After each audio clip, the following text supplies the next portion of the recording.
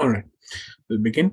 Namam Vishnupadaya Krishna Presthaya Bhutale Srimate Bhakti Vedanta Swamin Dinamine Namaste Saraswate Deve Gauravani Pracharine Nirvishesha Shunyavadi Pashat Deshatarine Jai Shri Krishna Chaitanya Prabhu Nityananda Shri Advaita Gadadhara Shri Vasadi Gaur Bhaktavrinda Hare Krishna Krishna Krishna Hare Hare Hare Rama Rama Rama Hare Hare ओम अज्ञानतिमिरान्धस्य ज्ञानाञ्जनशलाकया चक्षुरुन्मीलितं येन तस्मै श्रीगुरुवे नमः। वाञ्छाकल्पतरुभ्यश्च कृपासिन्धुभ्य एव च पतितानां पावनेभ्यो वैष्णवेभ्यो नमो नमः। अनंत कोटि वैष्णववृंद की जय, जगतगुरु श्रील प्रभुपाद की जय, नित्य गौर प्रेमानंदे हरे हरे बोल।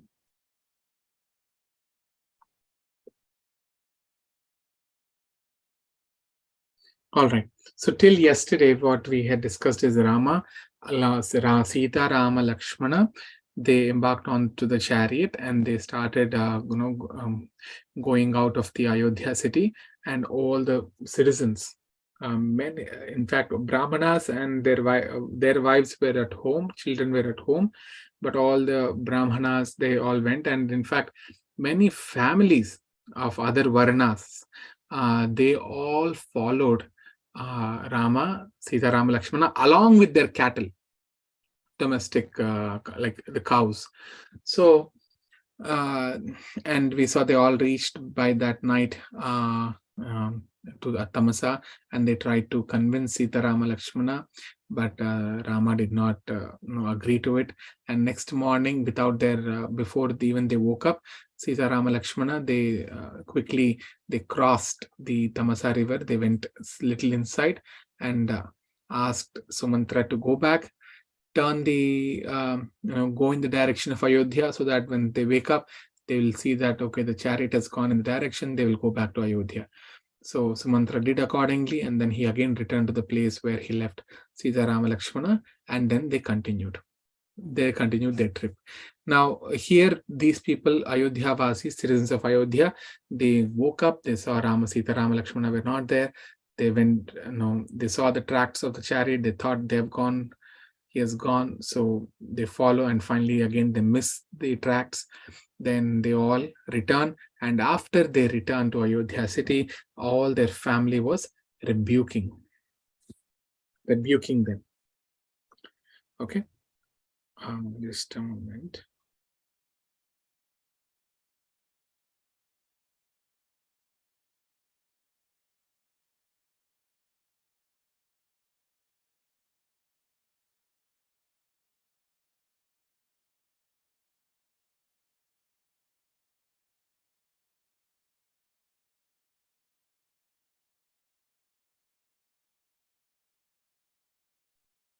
Yeah, so they all started rebuking them, and as they were all discussing about Sita, Rama, Lakshmana, their various glories, their greatness, they all they fell asleep on the floors itself. So one thing that I wanted to mention yesterday is one point is why or how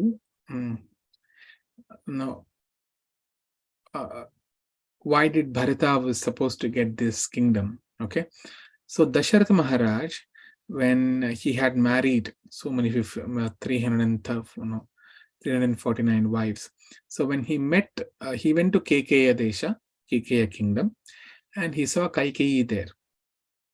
So when he saw her, he wanted to marry her. So, but the father of Kaikeyi said, see, you are a very old person. My daughter is very young. So you already have so many wives, so I'm not willing to give. But no, Dasharatha Maharaj insisted that I wanted to marry her. And then the KK king says, see, it is written, if that is the case, if you want to marry, then the child who is born out of my daughter, that means my grandson, he should become the king. So Dasharatha Maharaj, he agreed. is because he did not have any children from Kausalya, Sumitra, or other 349 wives. So he agreed. He said, "Sure, I will." So he thought, anyway, if Kaikeyi is giving birth, then what's uh, better? It is very good.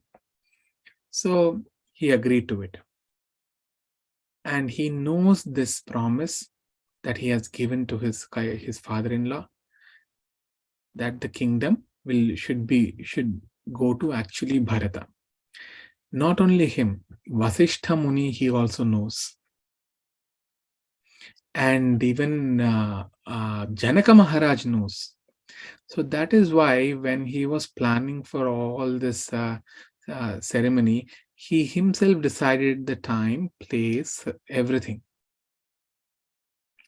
So when he called Vasishtha Muni, he didn't ask him, "Shall I crown him as the king?" He didn't ask. He said, "I'm going to do it." So Vasishtha Muni, he's a Brahmarshi. He can see. He's also great personality. So he knows all these things are happening for a reason. So he kept quiet. And he specifically said, who Dasharatha Maharaj, he specifically said, Janaka Maharaj and the KK, don't let them know, and he gave the reason that they are living at a very far distance, and that tomorrow itself we are planning their ceremony. So let them not know, because there is no use also. But the reason is, they know if the news goes to them immediately, they will come and ask, what is that? You have given the word, you should stand on the word. So he tried to avoid them by saying, and that's why he hurriedly did it.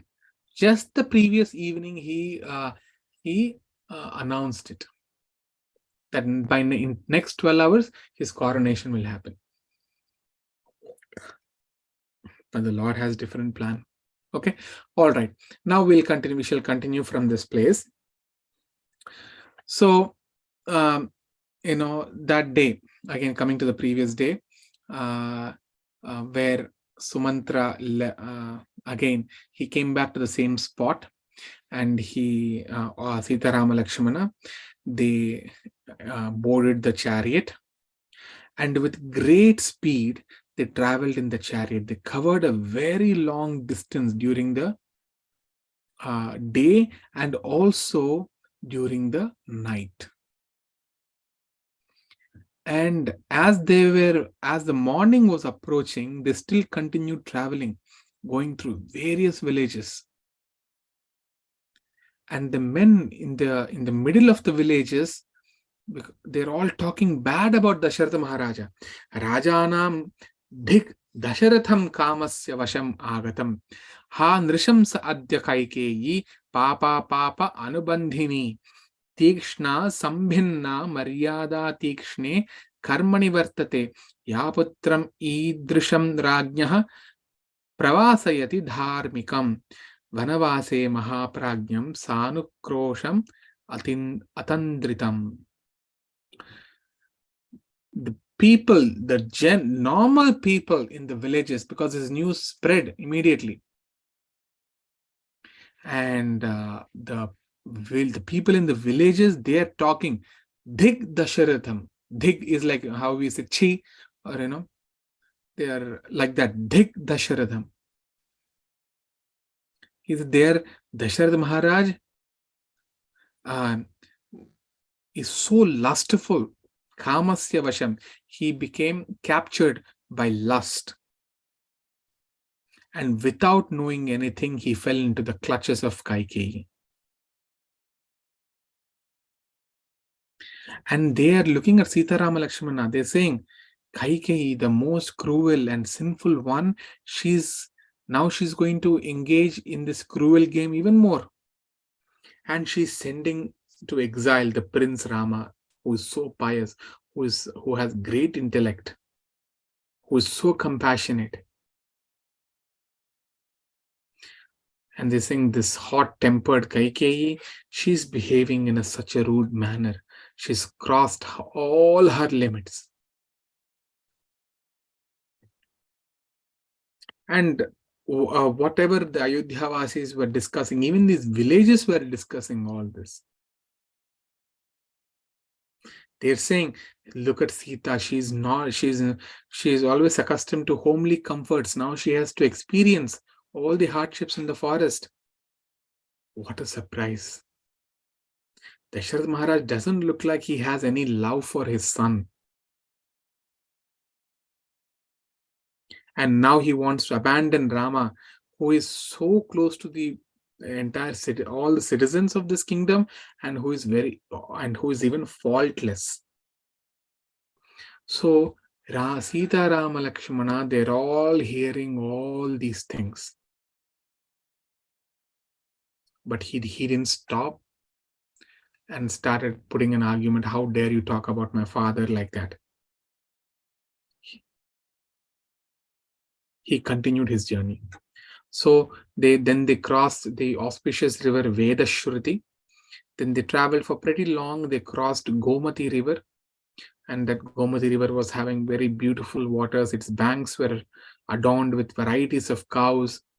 Then they crossed Syandika River, and that river was resounding with the sounds of peacocks and swans. Then they reached the southern boundary of Koshala Desha, Koshala Kingdom. Koshala Kingdom is the kingdom of Ikshvaku dynasty or Dasharath Maharaj, and the capital of Koshala is Ayodhya. So now they reached to the border, and that the kingdom is defined by the river Syandika. Okay, Syandika river defines the border of the Koshala Desha. So when they came, now Rama is showing Sita, look, this is the land. This is the entire kingdom. We have reached the southern borders. And then Rama spoke to Sumantra. Kada aham punar agamya sarayva pushpitevane mrigayam paryatashyami matra pitra cha samgataha. So he's saying, and he's for the first time, you have not seen Rama feeling bad, right? Now he opens his heart and he feels bad. He's feeling that, will I be able to, when I return after coming back and after uniting with my mother and father, will I be able to roam or hunt in this forest, which is bordering by Sarayu River?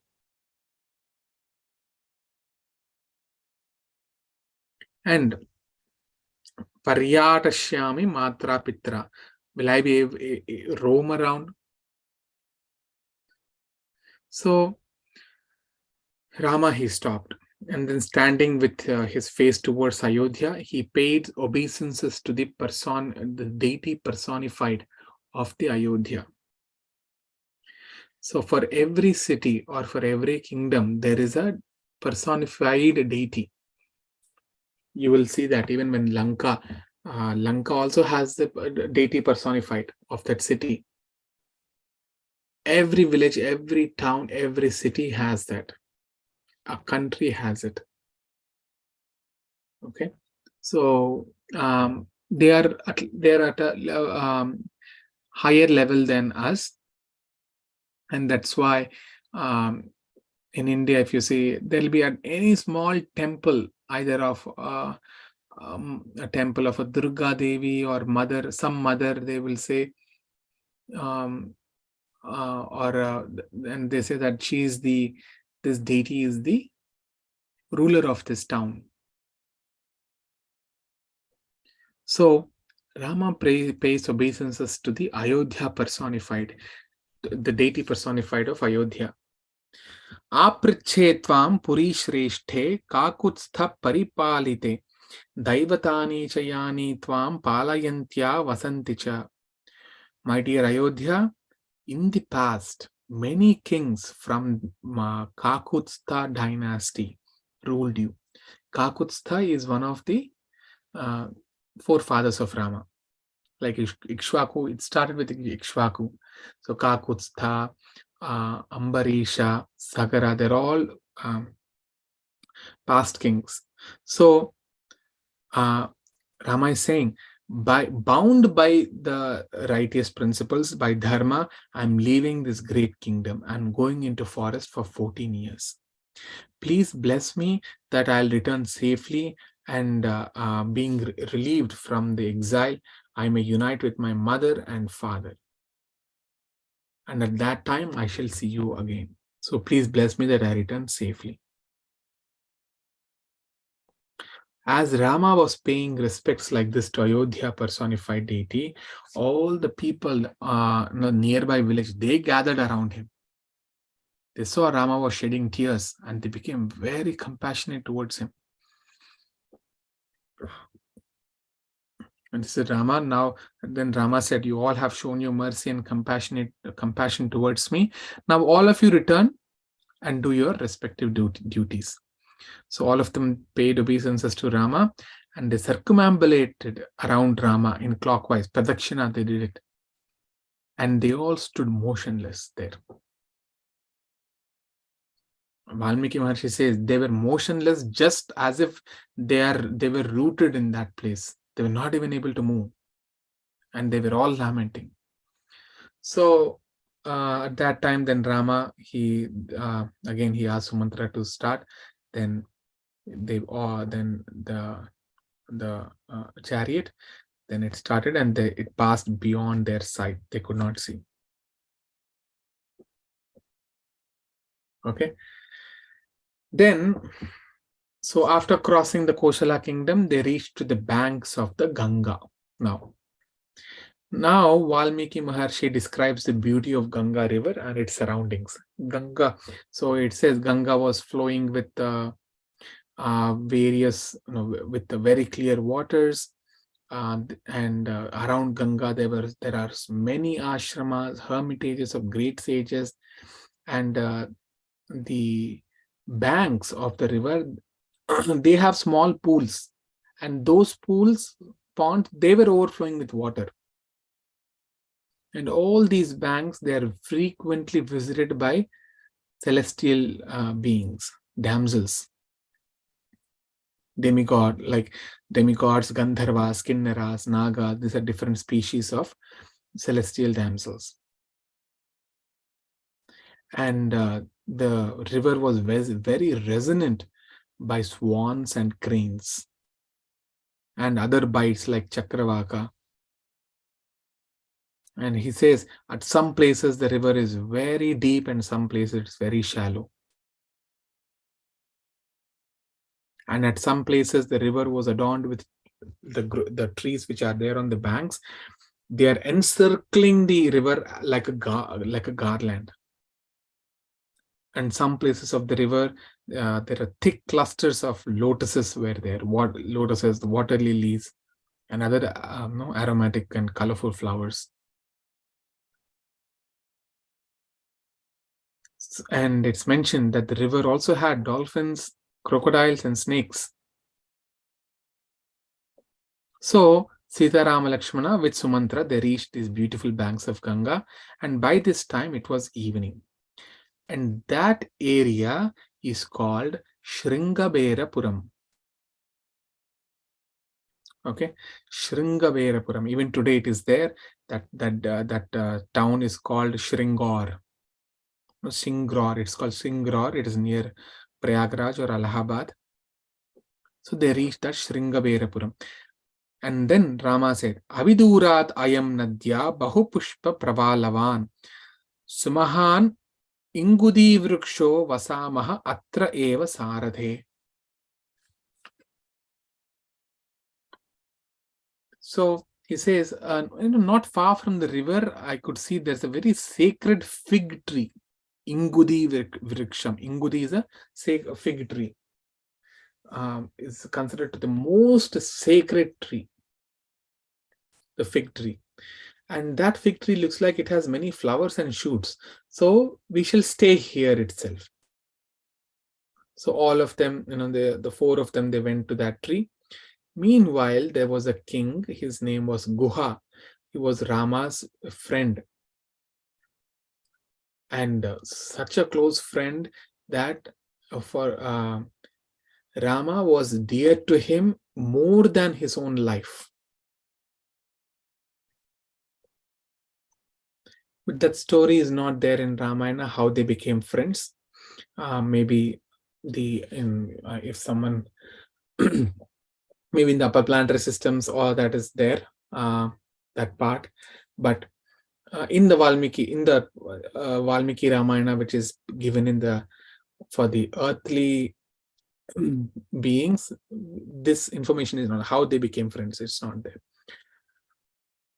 So, but somehow Rama and this king was a Guha, very close friends.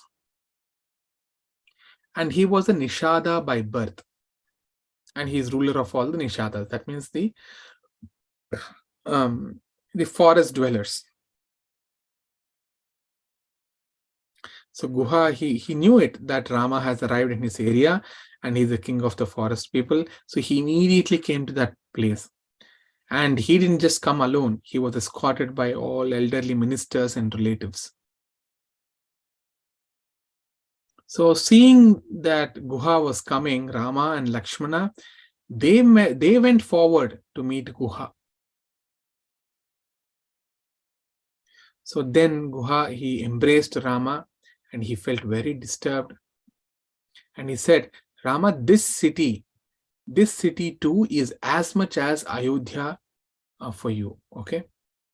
So don't think that this is not Ayodhya. It is as, say, equivalent to you as Ayodhya. So please tell me what I can do for you. You are such a lovely guest. And he said, I have arranged all the various cooked foods. And then he offered some water to wash Rama's hands, feet. And then Guha said, please welcome to my city.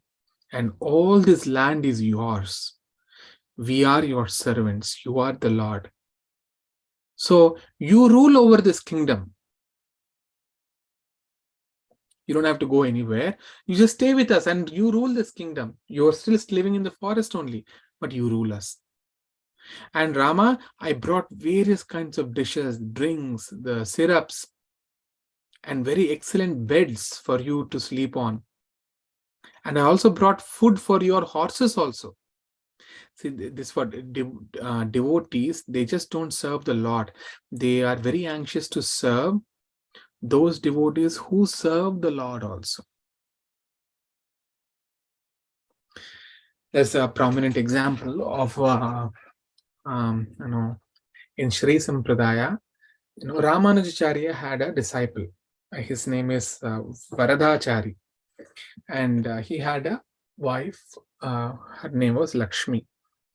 So they were living in one city in South India, and they were very poor.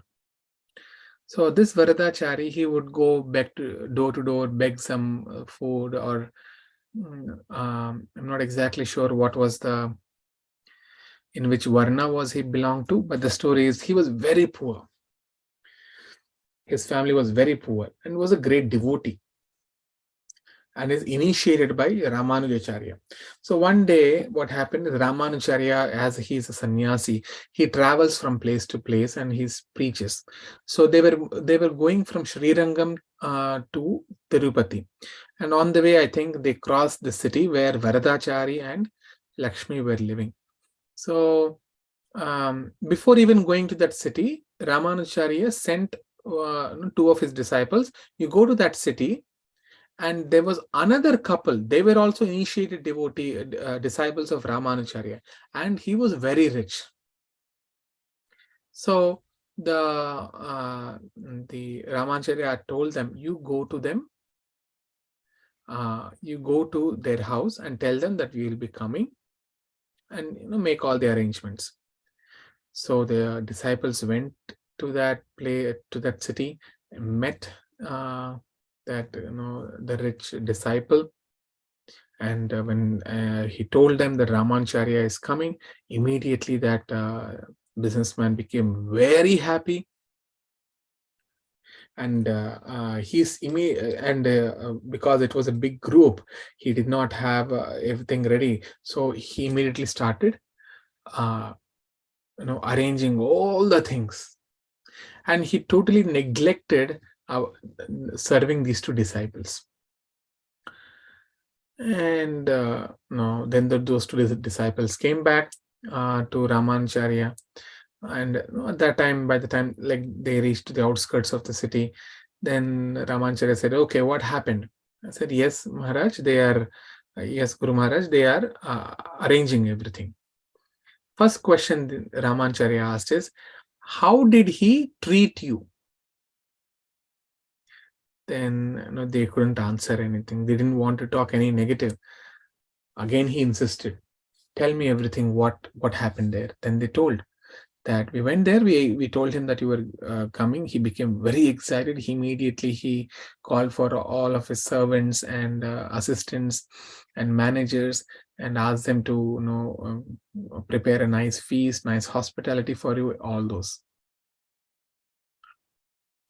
Then Ramanuja said, "Okay, that is fine, but what about you? You too. Did he give some water or anything?" I said, "Nothing." They didn't say anything. Ramanacharya understood. He said, "No, we are not going there. Let's go to Varadachari's house." So they all went to Varadachari's house. When they went, it was a small hut, and it was a group, at least I think 10 or 15 or 20, 15 disciples group. So when they went there, the door was locked, and Ramanacharya, the disciples knocked, and the disciples and nobody was opening the door, but they could hear that there is a woman inside. Lakshmi is there inside, and she's not opening the door. They could understand,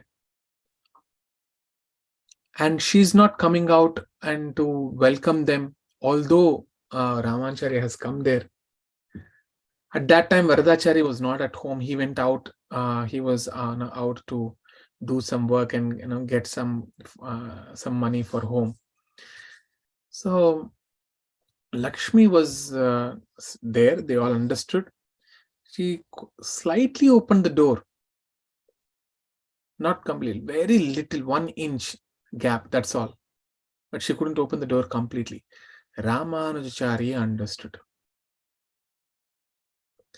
What he did, he immediately took out his upper cloth, chadar or angavastram, and over the door he threw that this thing.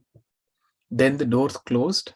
Then Lakshmi, she wore that upper piece of that cloth and she came out and she welcomed. Thing was that she did not even have proper cloth to cover her body. So she was, and that was just a single room. It's a small hut. They don't have many different rooms. So she was feeling so shy to come out or invite. At the same time, she cannot call them also or ask them to tell them that I'm in such a situation, such a position. So that's why she opened the door a little bit. So the devotees were shocked. My Bharadacharya is living in such a poverty condition.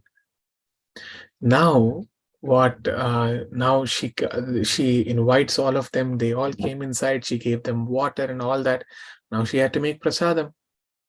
And they don't have anything in their home. And maybe if they had maybe some leftover food from different long time, something like that, they didn't have. So what Lakshmi did is she went to the nearby grocery store, and the head of the grocery store was there, and she said, "My dear Sethji, my Guru Maharaj have come here from Srirangam. I need to serve them, and I don't have any groceries with me. can you please give some groceries? And I don't have money. I want to serve my Guru Maharaj. So the Seth, the businessman, he knows, okay, she doesn't have it. He was asking, okay, I'll give you everything, but how will you pay? I cannot give you all these things without any payment. She said, I'll try my best. If you give me now, later somehow I'll repay. And he had ill feelings, like, he had a bad motive towards her. That is to enjoy her because she was very beautiful. So he said, yeah, I can give you all this, but on one condition. That after you serve, by this night, you should come to me. So the Lakshmi understood. Okay, this is what he has in his mind. So what she said is, sure, I will come tonight. And he was surprised. He was totally surprised. And he felt very happy. Oh, wow, today you're going to come, tonight you're going to come. And he said in the happiness, sure, whatever you want, you take. The entire grocery store you want, you take. But she took only those things as much as required to feed those 15 people. She can take the grocery, and she can empty all the grocery items from the store, and that will take care of all the remaining years also. But she didn't take a grain more than what is required to serve them.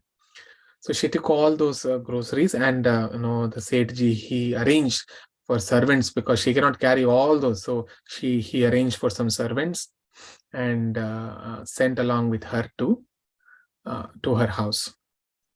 Then all the groceries came. Then she started cooking, and she served nice feast. By this time, Varadachari, he returned, and he was amazed to see, oh, there are some disciples are there in my house. He came running, thinking Ramacharya was there, and he saw, yes, his Guru Maharaj was there. Immediately he fell prostrate, and then he offered obeisances, and he nicely talked to him, and took association from his Guru Maharaj. And then he saw so many items were being served, and he felt very happy that they're being served. And he was looking at the wife very happily. Then after they were served, they were taking some rest. When they got time alone, then the husband asks Varadachari to Lakshmi, how did you even procure all these items? We didn't have any money. How did you procure? Then she told the entire story. Then he asked, why did you accept that offer? Then she said, you see, I'm not even this body. This body was given to me. We got initiated by Ramanacharya. So in his service, I don't care. We are all surrendered by body, by mind, and by words. That is the meaning of Tridanda. All the Vaishnava sannyasis, they carry a Tridanda. Danda means stick, and three means three. There are three sticks tied together, and what that represents is, by his body, by his mind, and by his words, he is going to serve the Lord by making, either by engaging himself in the devotional service, by preaching fully, completely. That is the meaning of Tridanda. So he said, we are surrendered to our Guru Maharaj. What is this? Okay, let me, he would just want to enjoy this body. That's all. I'm not worried. But our Guru Maharaj, my Guru Maharaj, will be served. I don't mind, let my chastity go, whatever, I don't care. But in my mind, I'm fixed. As a husband, you are my husband. That's all. Apart from you, I don't think anyone else. In my mind, in my thoughts, I'm fixed. As they were talking, and he felt very happy. You have a surrendered, you're very surrendered. He felt very happy that his wife has that kind of understanding. But he felt sad also, that because it's the duty of the husband that it has, that he has to protect, and he does not have money to repay all this. And Ramanujacharya, he knew it. He knew something is happening. So he woke up and he asked, okay, what happened? Why are you looking a little concerned? Then they all explained this is how it happened. Then Ramanujacharya said, Lakshmi, when you go tonight to meet him, you take the Charnamrit which is washed from my feet. And when you go there, you first give this Charnamrit to him. So Lakshmi agreed, sure. So it was at night. The husband and wife both, they take some Charnamrit and then they go to the Sethji's house. Sethji was completely baffled. What, the husband is coming to deliver the wife here? And he was so ready. He took bath, he put perfumes all over his body, with nice flower garlands on he decorated the bed nicely. All those things he did. Then, by that itself, he was shocked. And then he was saying, thank you for,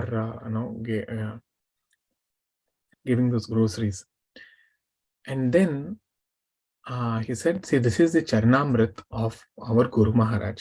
He has come. Oh, please take this. He took one sip of it. His heart was completely purified. He immediately fell at the feet of Lakshmi. He said, you are my mother. I don't know how demoniac I was. Please forgive me. I have acted like this, but you are my mother. I can never do like this. And he again and again, he lamented in front of them. And he said, this Guru Maharaj, even I want to meet him and take shelter.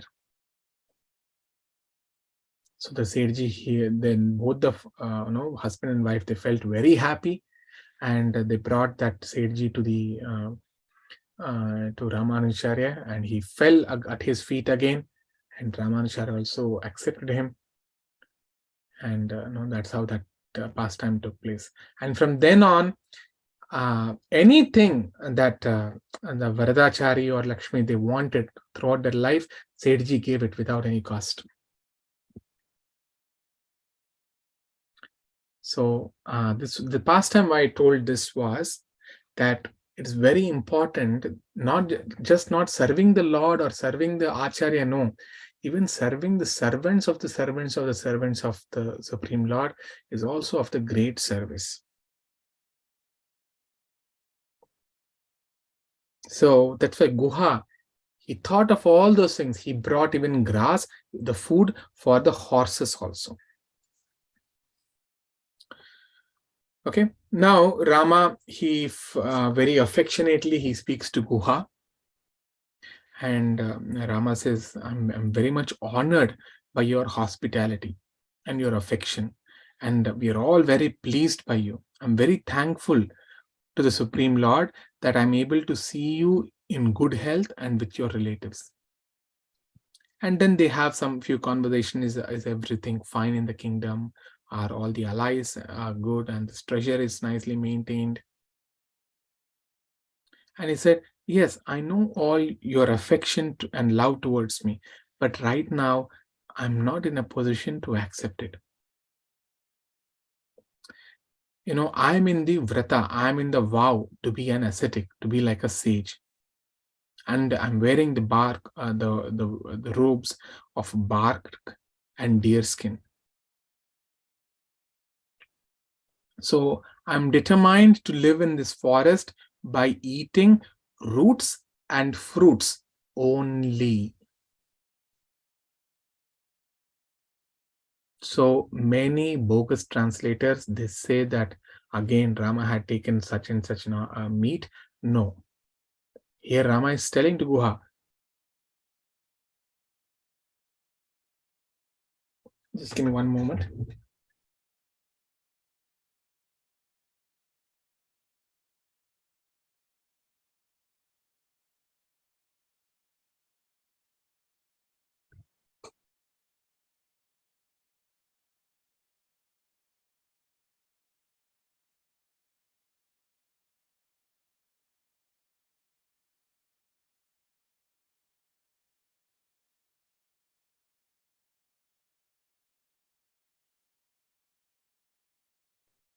Yeah.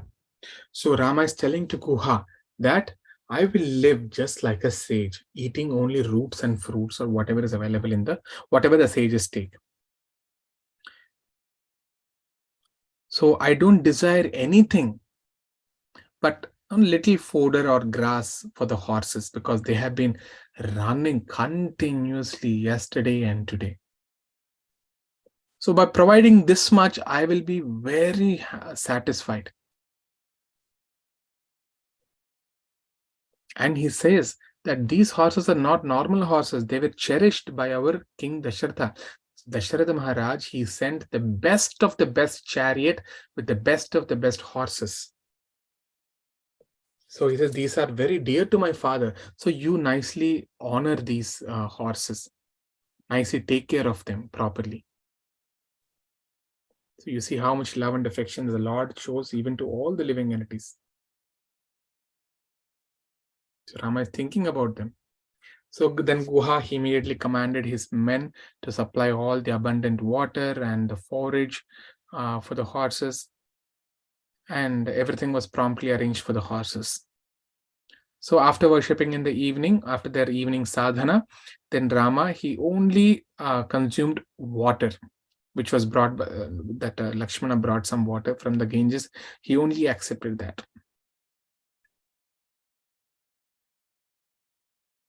And so Rama was lying on the ground, and Lakshmana was washing the feet of the Rama, of Lord Ram. After washing, and then he stood near to him, guarding.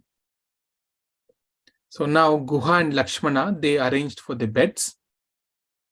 Again, as I mentioned, how those beds were, that the leaves were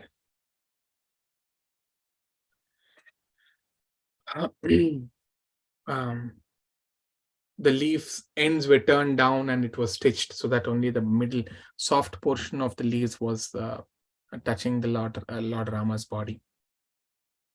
So they made nice bed for Sita Rama. So Rama lied down, and Sita Devi also slept next to Lord Rama. And all the other people, they were surrounding Sita Rama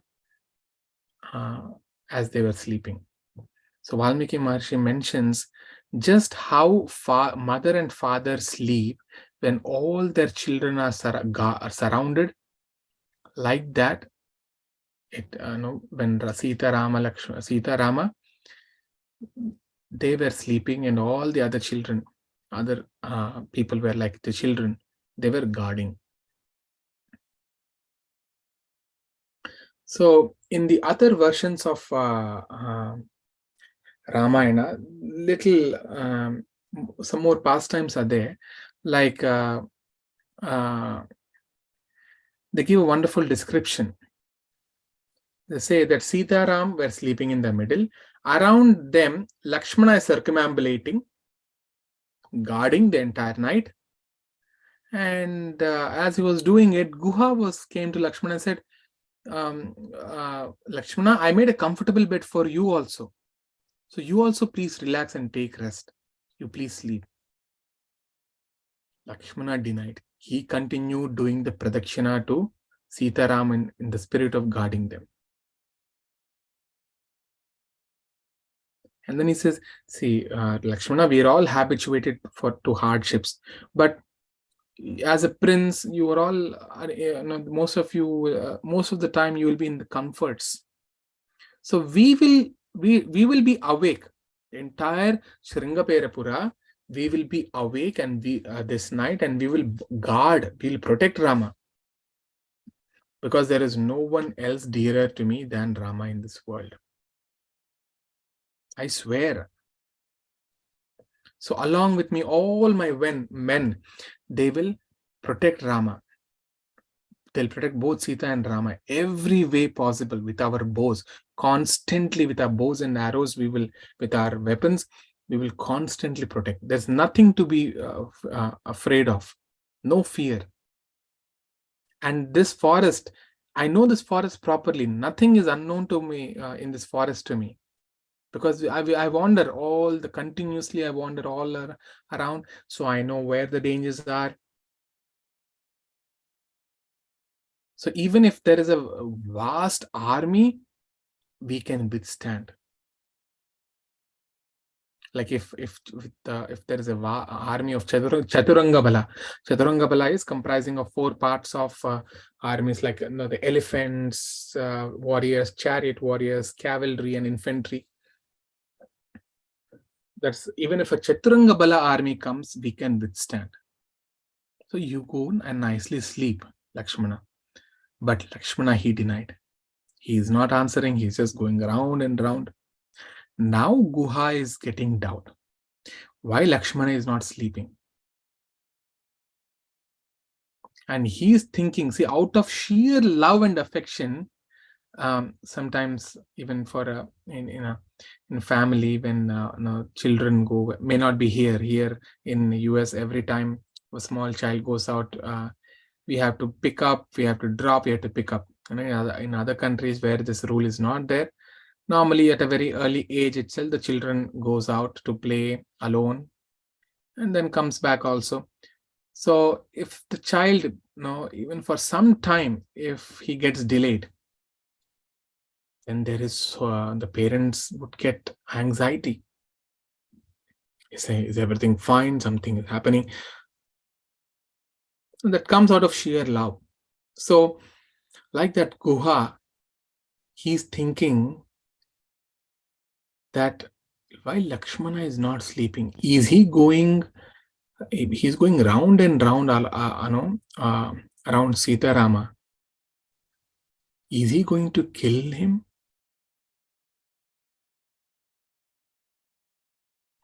Because in the kingdom, Rama could not be eliminated because the Harad Maharaj, everybody was there. Kaikeyi only said that to exile, never to abandon, subdue him. So that was not allowed in the kingdom because the army, everything was there. But here, nobody is there with him.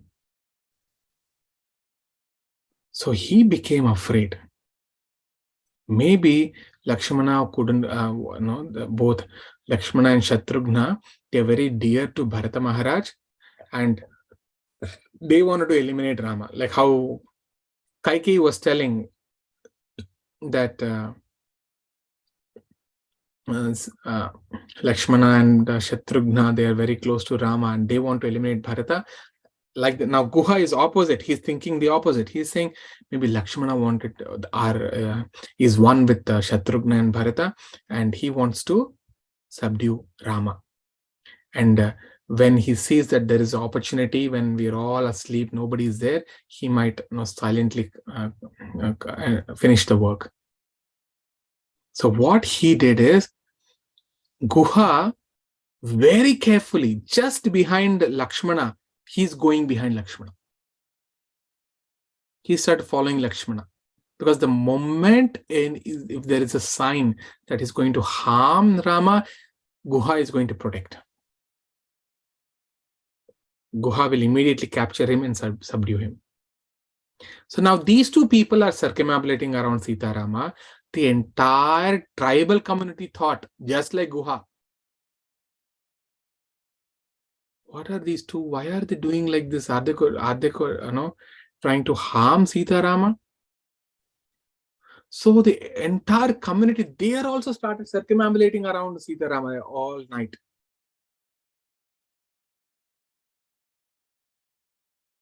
And so that's how they all spent the remaining of their night.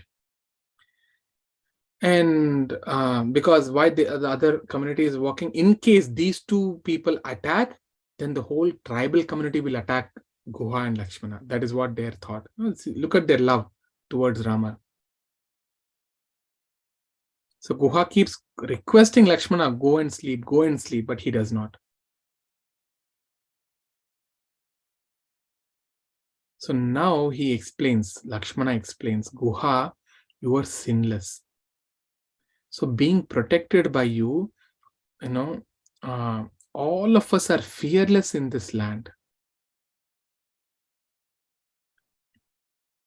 When Rama, the son of Dasharatha, is lying on the ground like this with Sita, how is it possible for me even to sleep or to enjoy any kind of pleasures of life?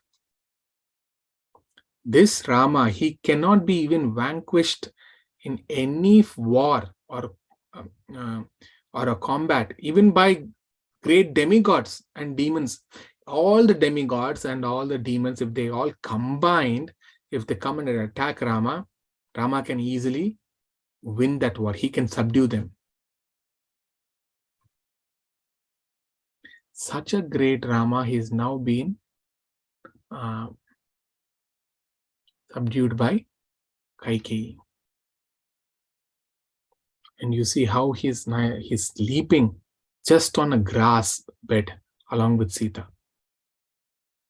My father, he performed great tapasya and austerities to beget a child like Rama.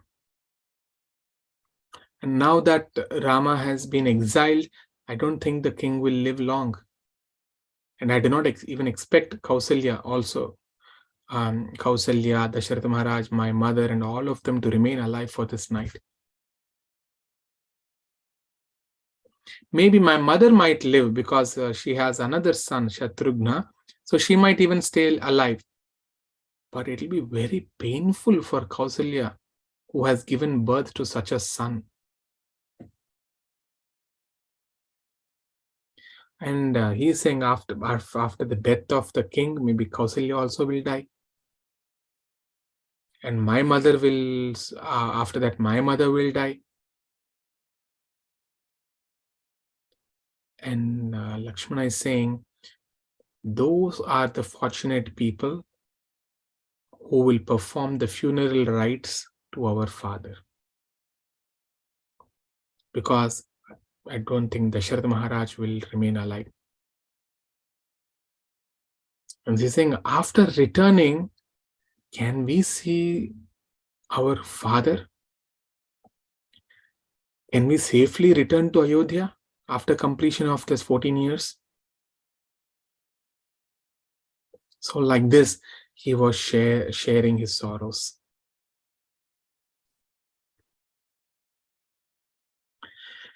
And as he was sharing, Lakshmana was lamenting. And Guha was also overwhelmed with grief. So he also started shedding tears. And Valmiki Maharshi mentions that they shed the tears just like when an elephant is tormented with a fever. Elephant also cries when it's in pain. So when it cries, lot of tears come out of her eyes. You can see one line of like the black print will be there below the eyes of elephant. So the whole night passed, and as Lakshmana and Guha, they were lamenting, others are also started lamenting. So none of them slept.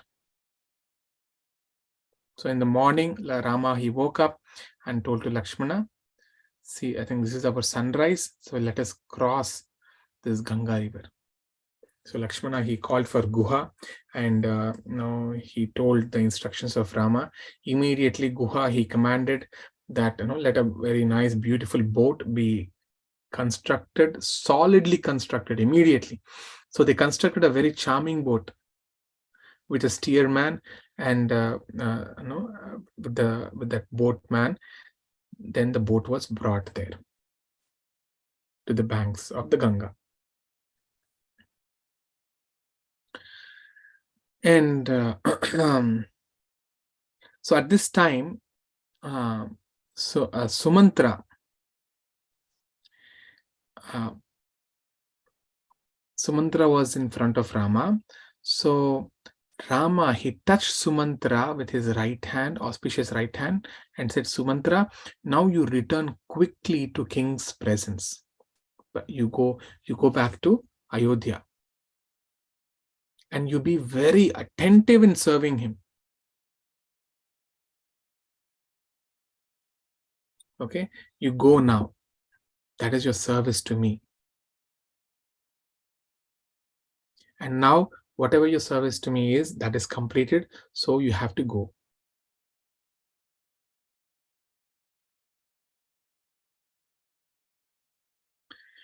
Then Sumantra was so distressed and he spoke to Rama.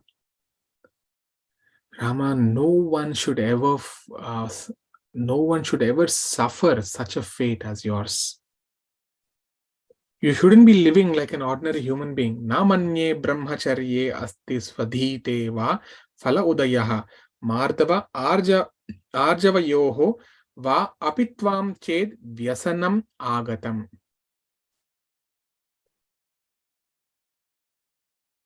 Saharaghava vaidehya bhratra chaiva vane avasan tvam gatim prapsyase veera trimla lokamstu jayanna iva. So Rama, living in the forest along with Sita and your brother, you will obtain, don't worry, you will obtain the same position who has conquered all the three worlds. But Rama, we are ruined now because we will all fall under the ruling of Kaikeyi, the sinful woman, and we will reap the suffering. So as he was talking like this, he wept for a long time. Then Rama again spoke. So, my dear Sumantra, I don't see anyone who is a great friend for Ikshvakus apart from you. So, you please act in such a way that the king may not lament about me and he feels pacified. The king has become very old. His mind is afflicted with grief. So, whatever orders that the emperor gives, please execute those orders without any hesitation. Those orders may be for satisfying the desires of Kaikeyi, but still you must execute them and act accordingly.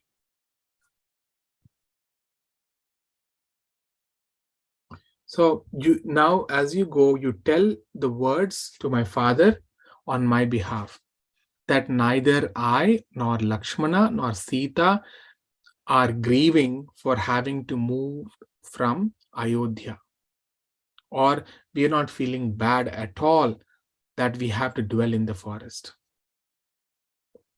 And you tell him after completing 14 years that you will, Dasharatha Maharaj will once more see Lakshmana, myself and Sita.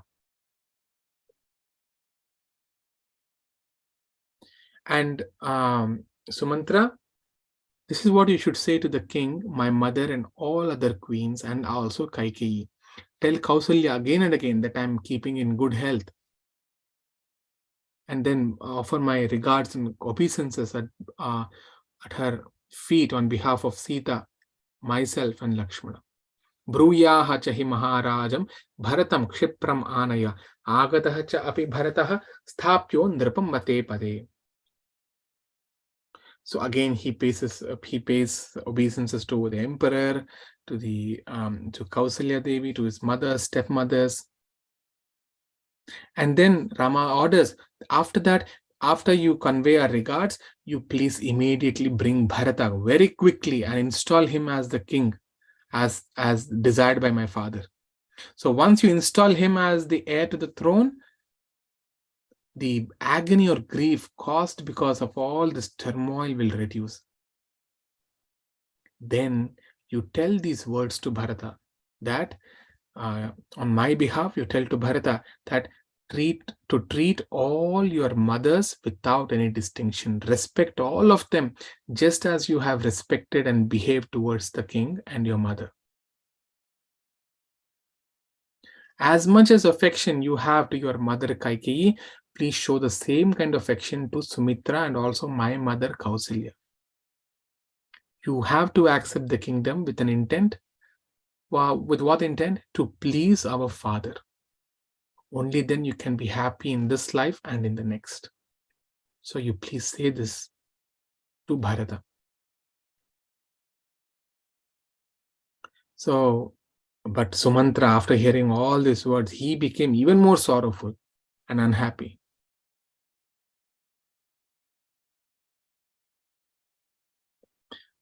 So now Sumantra is saying, Rama, please forgive me if I'm unable to speak to you in a friendly tone or without any proper etiquette or courtesy. How can I return without you to that city? That city is already looking like a heartbroken mother who has, you know, who's who is separated or who separated from her son, or whose son has died.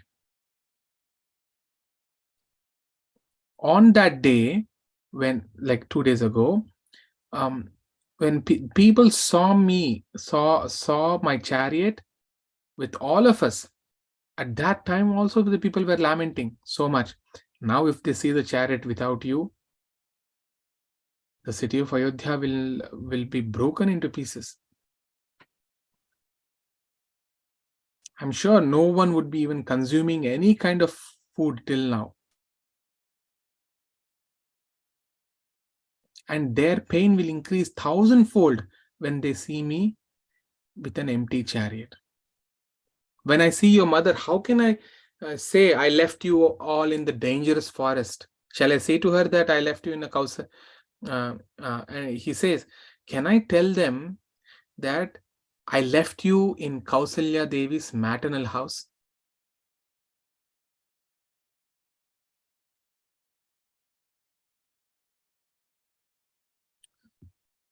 Because why did he say this maternal house of Kausalya? Why Sumantra cannot say that he left them in the forest? This is an example. When suppose there's mother, father, and son. Father asks his elder son, "You go and leave your brother into some forests." If he just does that, the mother will question, "Why did you return? You could have accompanied them. Why did you return?" So what Sumantra can answer? So he thought it is better to lie, to say that I left them at her maternal house so that she will be happy. Asatyam apina eva aham bruyam vachanam idrisham.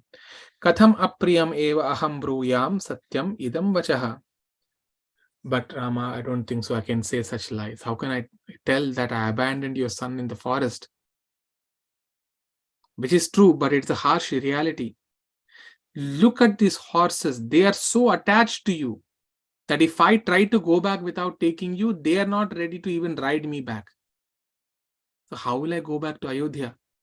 So please allow me to come with you to forest.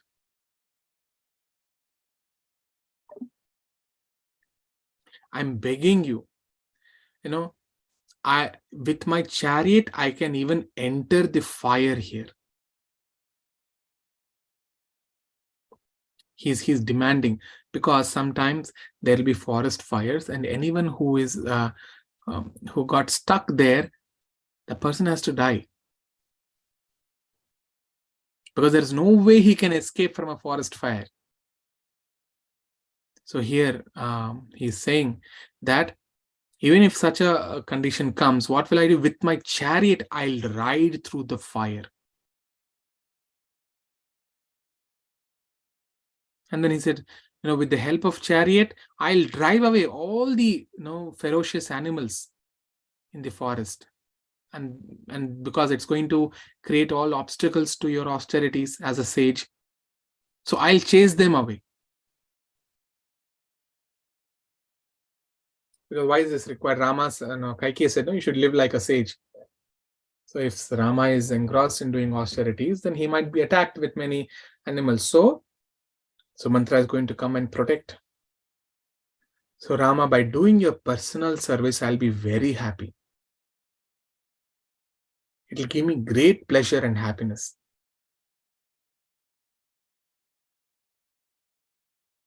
So, so you please bestow such a happiness upon me. I desire to become your close associate in the forest.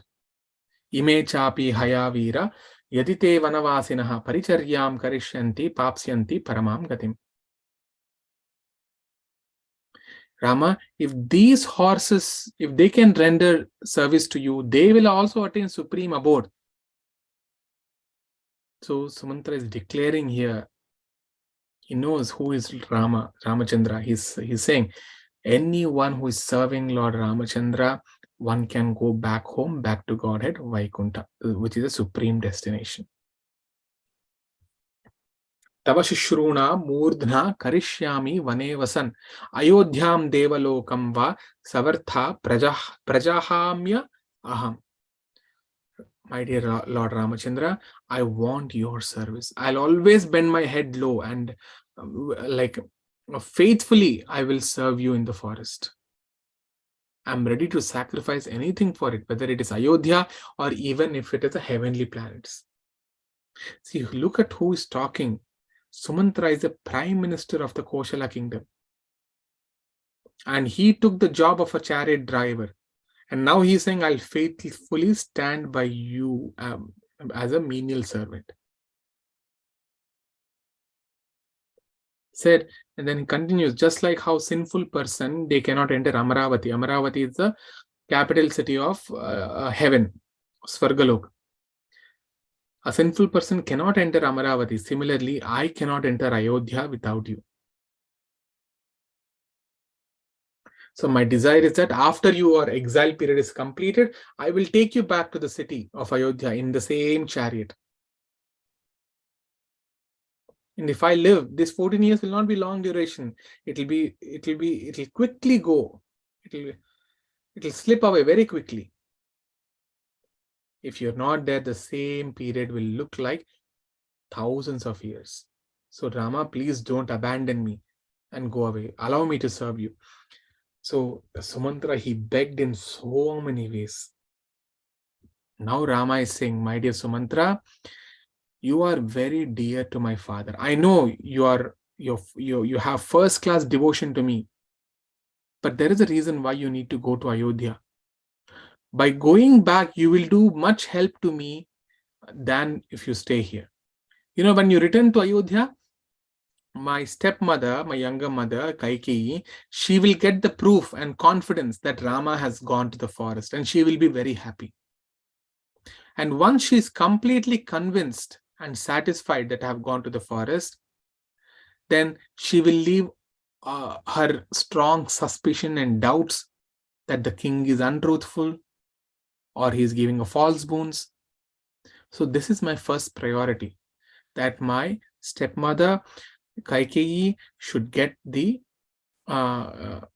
kingdom, and it should be ruled by her son Bharata. So for my pleasure and for the pleasure of the king, you go back with the chariot to Ayodhya and inform all the matters that I've asked you to tell. So like this, Rama consoled Sumantra again and again. Then you see, Rama is sending Sumantra to serve the devotees of Rama, not himself, although it's not of his liking. But he's sending, no, you go back and do. This is an example, the Srila Prabhupada also, he could have happily lived in Vrindavan at the age of 70. Because many times he said, I could have lived happily in Vrindavan and served the deities there. But he was instructed by his Guru Maharaj that although he was in such a ripe old age, that he should go and preach this Krishna consciousness in the Western world. And that's why today we are all reaping that fruit, the benefit of that Prabhupada's preaching. So then Rama, then he speaks to Guha. He said, Guha, my stay in the forest should be like a sage, not like that you're all serving me in various ways. So first thing I need to do is I need to mat my hairs, matted hairs. So you please bring the latex, the latex from the banyan tree, and that the milk that comes out of certain trees or plants. It will be very gooey and sticky. So you bring that. So Guha immediately brings the latex. Um, so first Rama, he matted his hair by using that milk, and they poured the milk over the head, and all the hair got matted, and he made then and then Rama, he matted Lakshmana's hair also.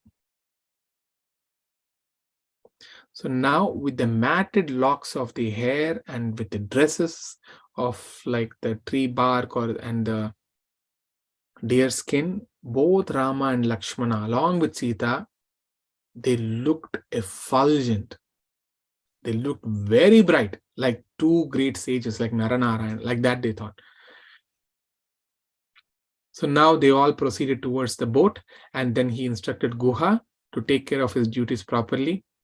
And he said, and then he gave few words. You be very vigilant with your defense, with your finance, with your internal security, your public relationships, how to rule, and all that those instructions he gave to Guha.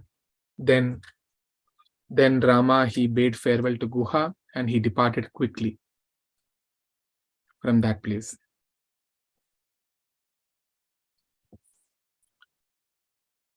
Okay, so